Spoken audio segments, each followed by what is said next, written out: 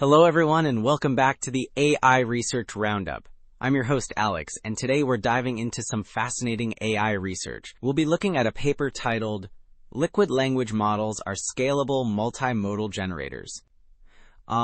This paper presents Liquid, which is a new approach that, it seamlessly integrates visual understanding and generation within a single large language model. Essentially, it tokenizes images and learns them alongside text tokens, all in one shared space, eliminating the need for separate vision models like CLIP. Okay, so Figure 1 here really lays out this liquid pipeline visually. You can see how both text and images get processed. Text goes through a standard, a BPE tokenizer, while images are handled by a VQVAE tokenizer, which turns them into these discrete image tokens. Then these tokens, text and image alike, are fed into the LLM in one unified sequence. The LLM just does its usual next token prediction, and the output can be turned back into either text or an image.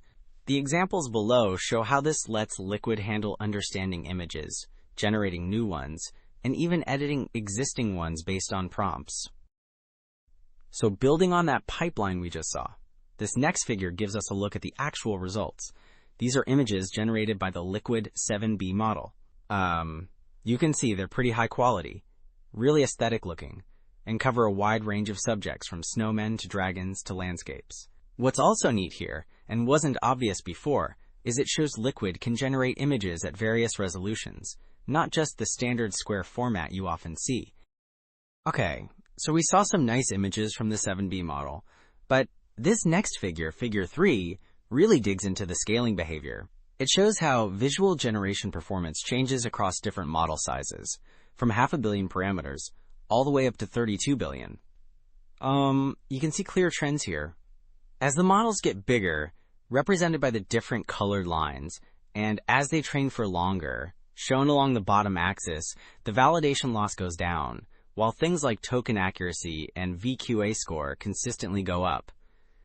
It basically confirms that bigger models trained for longer do better, which, it makes sense. Right. So Figure 3 gave us the graphs and the numbers showing that scaling works, and Figure 4 here provides the visual proof.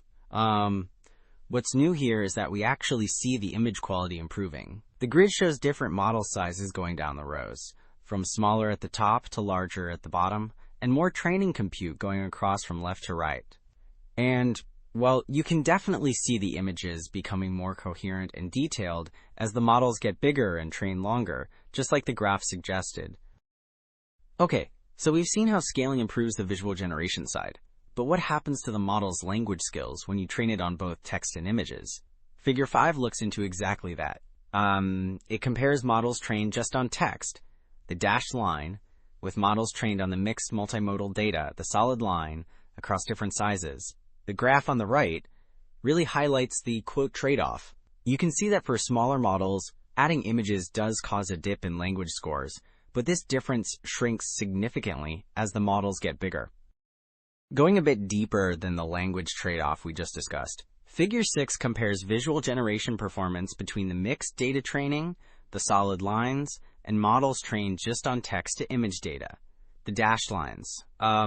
We see mixed training does result in a higher validation loss for visual tasks, specifically, across all sizes according to the top left graph. But look at the VQA score graph on the bottom right. The gap between the two training types shrinks as the models get bigger. So again, larger models seem better at handling both tasks without as much of a hit to visual quality. Right, so pulling it all together, the Liquid paper gives us strong evidence that scaling really is key, even for these complex multimodal models. We saw how bigger models trained on mixed data get much better at both understanding language and generating images, and those performance trade-offs we discussed tend to shrink quite a bit. This is significant. It points towards a future where single large models might handle many different tasks effectively. That's our roundup for today. Thanks for listening. I'm Alex, host of the AI Research Roundup,